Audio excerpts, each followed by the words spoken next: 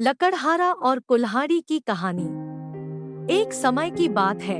एक गांव में एक लकड़हारा रहता है जो कि जंगल से लकड़ियों को काटकर उन्हें बाजार में बेचकर पैसे कमाता था।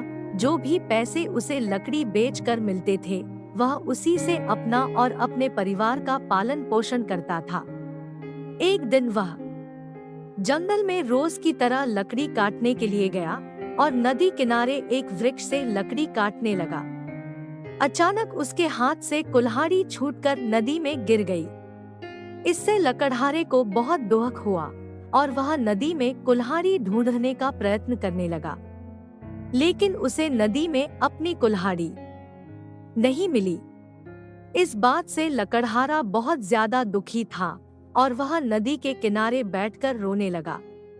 जब वह नदी किनारे रो रहा था तो लकड़हारे की आवाज सुनकर नदी से भगवान प्रकट हुए।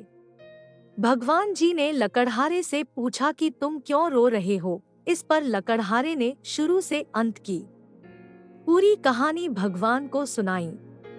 लकड़हारे की कहानी सुनकर भगवान को उस पर दया आ गई और उन्होंने लकड़हारे की मेहनत को देखते हुए उसकी मदद करने की योजना बनाई। इसके बाद भगवान जी नदी में गायब हो गए और एक सोने की कुल्हाड़ी लकड़हारे को देते हुए बोले, ये लो तुम्हारी कुल्हाड़ी। सोने की कुल्हाड़ी देखकर लकड़हारे बोले कि हे भगवान, यह कुल्हाड़ी मेरी नहीं है। इस बात को सुनकर भगवान फिर से नदी में गायब हो गए और इस बार एक चांदी की कुल्हाड़ी लकड़हारे को देते हुए बोले, यह लो तुम्हारी कुल्हाड़ी। इस बार भी लकड़हारे ने यही कहा कि यह कुल्हाड़ी भी मेरी नहीं है और मुझे सिर्फ मेरी कुल्हाड़ी चाहिए। भगवान ने फिर से नदी में गायब होकर एक लोहे की कुल्हाड़ी निकाली और लकड़हारे को देते हुए कहा, ये लो तुम्हारी कुल्हाड़ी। इस बार लकड़हारे के चेहरे पर मुस्कान थी क्योंकि यह कुल्हाड़ी लकड़हारे की थी। उसने कहा, ये मेरी कुल्हाड़ी है।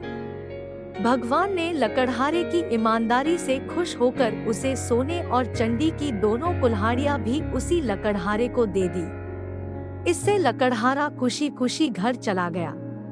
कहानी की शिक्षा। लकड़हारे की इस कहानी से हमें यह सीख मिलती है, हमें हमेशा अपनी ईमानदारी पर ही रहना चाहिए, क्योंकि जीवन में ईमानदार व्यक्ति को कोई भी नहीं हरा सकता है। ये वीडियो देखने के लिए धन्यवाद। लाइक करना, सब्सक्राइब करना और शेयर करना न भूलें। यह वीडियो कैसा लगा वह कमेंट करके भी बताना।